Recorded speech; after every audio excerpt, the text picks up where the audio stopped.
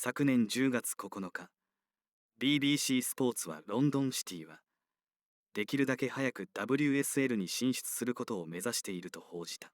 熊谷紗希も強化の一環だったが、その願いはわずか半年で達成された。最終ゲームに勝った方が一部リーグに昇格。引き分けならロンドンシティが昇格というスリリングなゲームだった。Nervous moments for Emily Orman, who ended up nowhere really. And anticipation in the first moment, and this little bit here, Simone does really well driving into that area, but I'm not sure that Emily Orman needs to come out there. And fantastic last-ditch defending in the 6-yard box there. Great persistence from McGill to get there ahead of Neville, and then he's got 3 goals in 3 for the England under-23s, so there's every chance you are watching a future Lioness there. Here is Goodwin getting onto the through ball, but is offside. Matching the description of putting the ball into the net, but a beautiful move. This is turning into Fuso on the break. Has options left and right. It's gone for Lee. It's Gwynmin Lee. It's still Lee. Emily Orman has to make the save. Just slightly slipped Gwynmin Lee. She was about to make contact, and that title decided he'd be inhuman for not having a few nerves swirling around, but certainly hasn't shown it. Chance for McGill on the turn. Saki Kumagai did just enough to put Simone McGill off, and it just dribbles harmlessly into... A little bit more direct play there, and they've got good numbers forward, Birmingham, even if they're going to go a little bit more direct like that. It's almost... Near misses, just about stayed up. Aslani's ball in. Won by the home side. Perez. Lots of room for Aslani to put another good cross in. And it is a good cross, and it causes uncertainty, and it's cleared off the line. Just about kept out by Rebecca Holloway in the right place at the right time. Back in it comes, and it's gathered by... Was with London City, and you can just see here that the second phase of this set piece comes in, and it's not dealt with. That is extremely close, and I'm going to give Bex Holloway the benefit of the doubt there and say good clearance off the line. But as that ball is delivered in there, Birmingham have no idea where their players are. You can see that they're scrambling and they're trying to get themselves back into positions, but they cannot see the ball and they cannot see their player, and I think that is why that confusion happens. Reminding the refereeing team will not see those pictures. Here's Goodwin. Good save needed by French. Birmingham City under real pressure here, and it was Izzy Goodwin, who can't stop scoring at the moment, who keeps it at 0-0. It's a great ball through here, great run off the shoulder, has to be tracked, and a brilliant stop, and this is what we're talking about, you know, we're 3 minutes out, plus obviously stoppage time from... Black now kicking from right to left as we look at things. Birmingham City in the blue and white. Right-hand side, and how they can look to exploit that, because I think they've had a fair bit of success in that area as well. So, and for London City, I think, you know, they'll be thinking about how they can exploit in behind Birmingham, because they are holding such a high line, and continuing to defend the way they have, because that's really, really important for them. They only need a draw. Chance for London City from distance. What a goal from Izzy Goodwin. Absolutely incredible. She can't stop scoring at the moment, but even by her incredible standards, that is out of this world.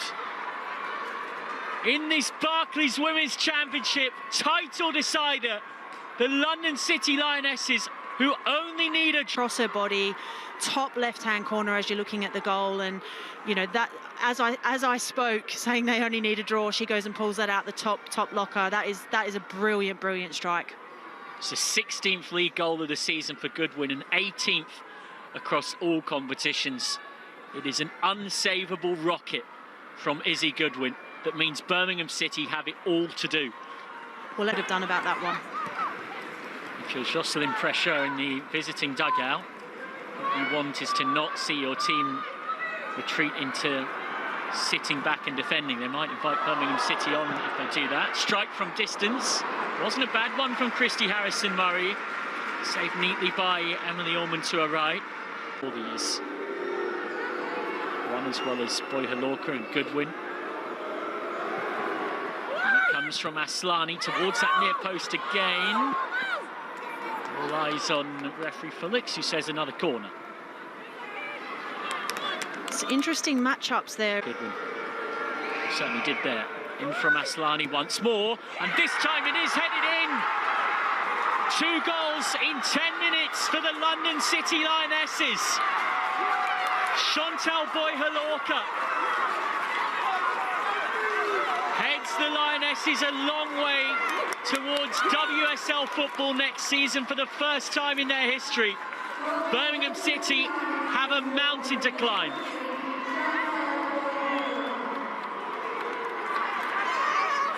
We spoke about the spaces that they were looking to exploit. I think that one went the 6-yard box, a little bit more lift, but completely unmarked on the edge of the 6-yard box.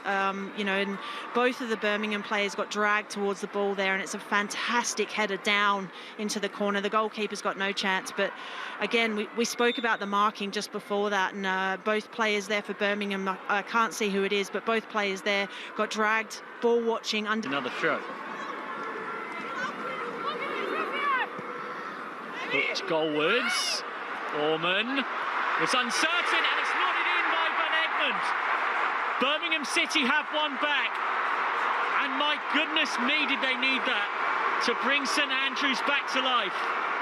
Birmingham have belief. The experienced Australian nods in. They still need 2 more goals. And it's come off a throw-in. You know, I think London City, when they look back on this, will be really disappointed. It's a hooked ball into the box, good numbers. I think it's Lawley that actually gets first contact with the header back across goal, and Van Egmond is in the perfect position to nod it in. And it's exactly what they needed to bring this crowd back to life and give themselves a little bit of momentum now to get themselves back in the game. With them only needing a draw, but that goal from Emily Van Egmond after a cross wasn't claimed by Emily Orman has given Birmingham hope, and now here come Birmingham. Good save needed by Orman to deny McGill. He's known for being able to produce the spectacular. Now Lee hustled out for a miles from adding another to it there. Birmingham's first corner of the game. Floated in. Only half cleared. Baker lost her footing. Hurriedly away. We can see here Simone McGill getting a good sider on goal there. That'll build her confidence. And kind of around that line of the 6-yard box, the kind of area where the keeper's uncertain of whether to come or not, and any touch off defender or indeed a Birmingham City player could take it in. It's Lucy Quinn trying to find an equaliser. It's a teasing cross. Heads all the way through and out for a corner. To come into that back post area and finish it off. Spot on. Did get the flick header. Like a lot of title races, as most title races tend to end up being, no multi-screen needed. And as the 2 title contenders facing off, here's Goodwin. Charging through, it's Goodwin. Saved by Franch.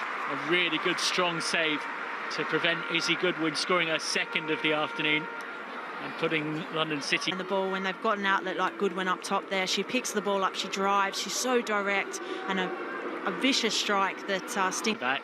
Louise Quinn will be an auxiliary striker here. She is someone that does, for a defender, score a lot of goals. So in comes the cross from Quinn, and it's hooked in! 2-2! What a finish from So-Hyun Cho! Birmingham City have levelled it up. And they now know that if they can find 1 more goal, it is they who will be in the WSL next season. Grandstand finish set up by a fine finish from So-Hyun Cho.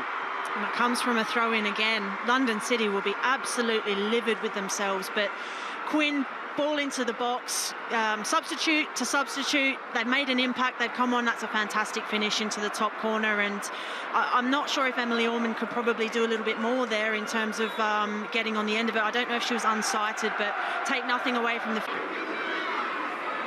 Baker. Baker's driven cross, flicked goalwards, headed by Kumagai. It's all very frantic back there. Only player left on the halfway line. Birmingham just clips it cross field, and Lee gets the throw. Crossing chance. Nodded goalwards, simple save for all.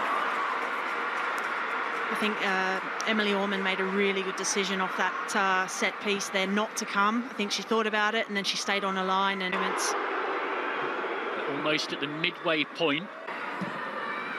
Cook's ball in. It's close to Orman. Had bodies covering in and around her, but managed to. Now comes for Holloway. Harrison Murray. Ball in towards Quinn. What a fairy tale finish to life in professional football that might have been for Louise Quinn. She's always had a good goal-scoring record for someone who's predominantly a defender. Not quite. And Orman can't eat up too much time off the clock here, given that she's already got a yellow card. I was going to say, one of the only ways this is going to get more dramatic is if Emily Orman gets herself sent off for time wasting. That's a great bit of work from Freya Godfrey. And now Godfrey's not got a lot of support around her. London City, understandably, not keen to commit too many forward. Into the gloves of French. It's Broom trying her luck. Harrison Murray. Inviting the run of McGill, who thinks she's won a corner. And has won a corner. And urges the home fans to raise their voices here at St Andrews. Whole of that main stand packed by some small pockets with home supporters desperate to see their side complete a comeback for the ages to win and take the title. Quinn's corner in. Only partially cleared. Baker urged to shoot, sliced it. Still there. Back towards goal by Holloway. Simple take for Orman.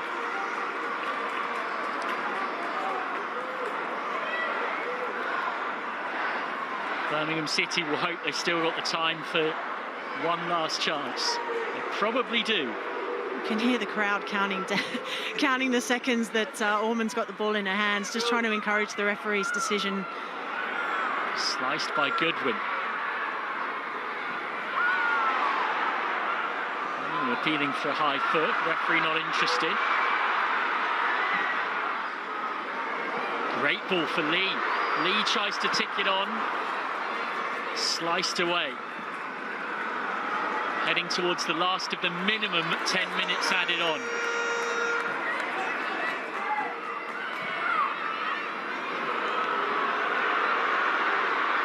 Akpan. It's fizzed in.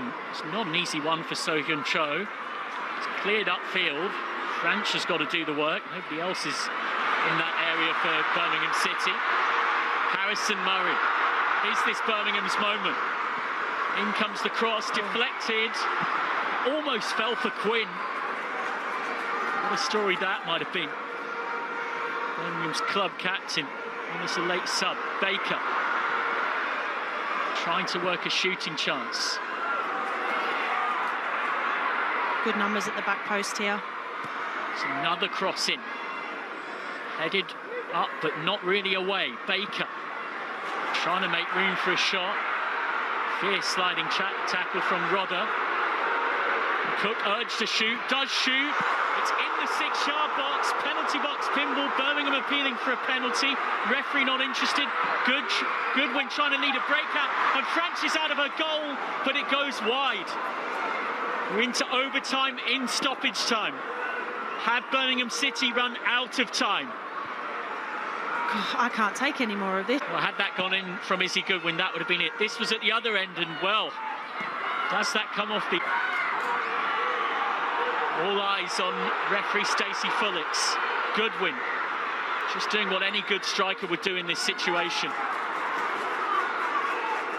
And has won a foul. Yeah, earned the free kick. Really, really good there. She can tell she's spent, she's got nothing left, but she's still working and willing to try and hold the ball up there and eat up some valuable seconds off the clock, because London City have been absolutely under the pump for the remainder of this 10 plus minutes that's been the ball's been in play.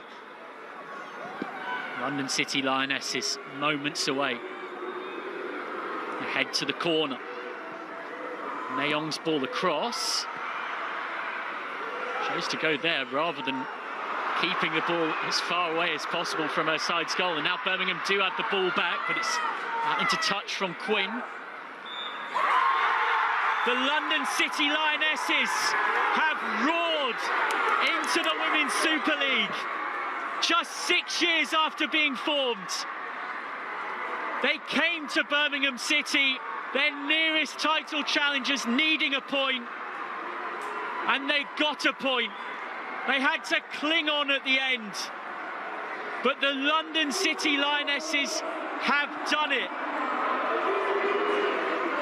An afternoon to remember for an independent women's football club not affiliated to a men's team, who have made history, and next season, for the first time since being formed in just 2019, will play in the top flight of the English women's domestic game.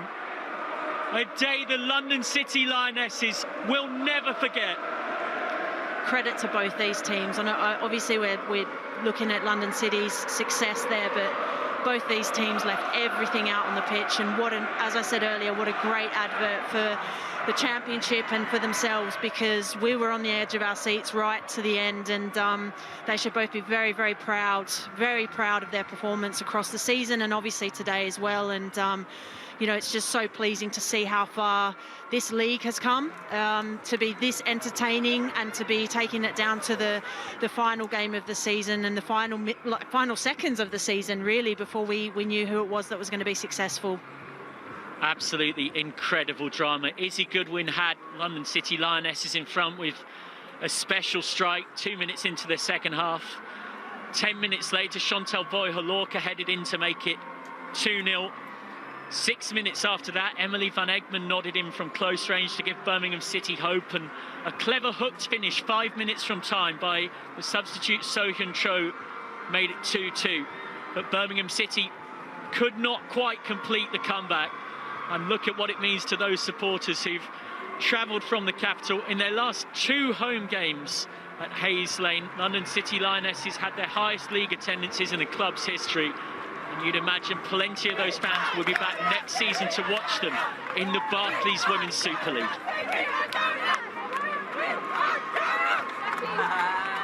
Fantastic scenes there, isn't it? Just enjoying the moment. They deserve it. You know, they were so exceptional in the way that they started that second half today to get themselves in a position where, you know, maybe they could have controlled the game a little bit better, but at the end of the day, they've done enough. And, you know, these are the moments you kind of live for. These are the moments that you want to enjoy. And at the end of the day, you know, they're going to be in the Super League next year, and it's going to be a whole different level for them. So let them enjoy this moment. They've earned it. Michelle Kang, the London City Lionesses owner, taking a moment with the fans before leaving it for the players to enjoy most of the celebrations. Confirmation of the final table. It's the 2-point advantage that London City had coming into today that is what gets them over the line. A draw on the day, but it was the fact that they were 2 points clear coming into it that was enough. You have to feel for Birmingham City, who come so close, having finished second, just a point behind Bristol City, 2 seed.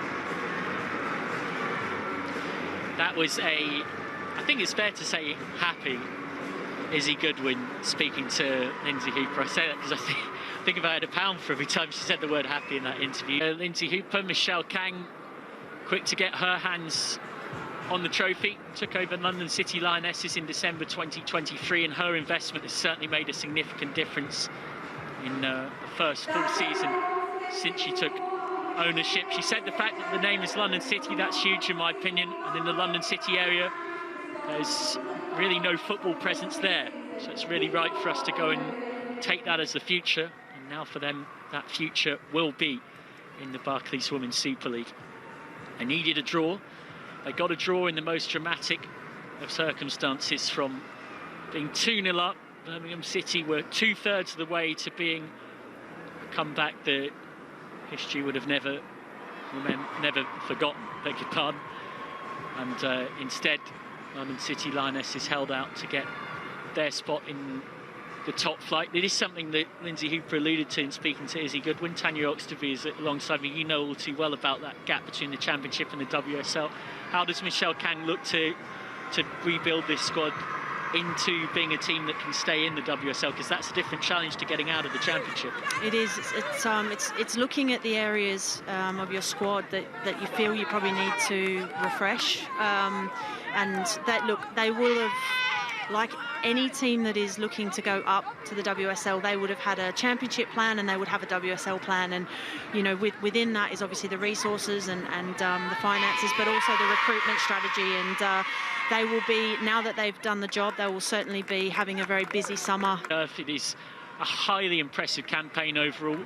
43 points from 20 games, an average of 2.15 a game, 13 wins, 4 draws, and just 3 losses, all of them coming early season. A 1-0 defeat at Sunderland in late September, and then 2 losses in a week. Ironically, one of those two Birmingham City, 2-1 in the reverse fixture.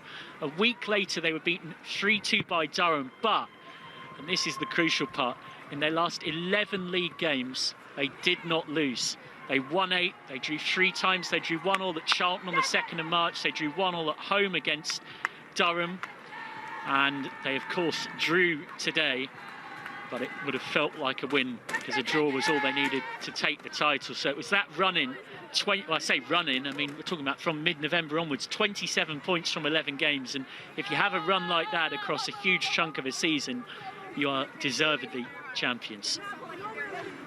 It's such a tough thing to do, to get that consistency in a league like this, where, you know, there's so many different challenges that go with being in this league, and to play week in, week out, and have midweek fixtures as well, and you know, to be that consistent and pick points up maybe when you're not at your best. As you said, that's a sign of a team that is worthy of going up. And you know, I feel for Birmingham.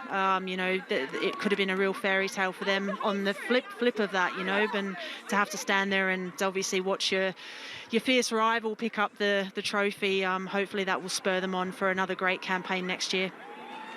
Yeah, Birmingham City, of course, were trying to get back to the WSL for the first time since being relegated from it back in 2022.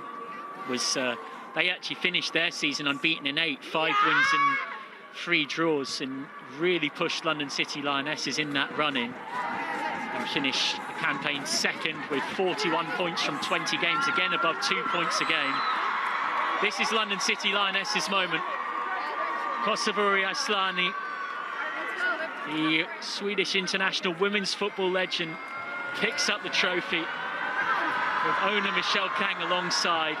They get ready to start the party, because your Barclays Women's Championship champions of 2024-25 are the London City Lionesses.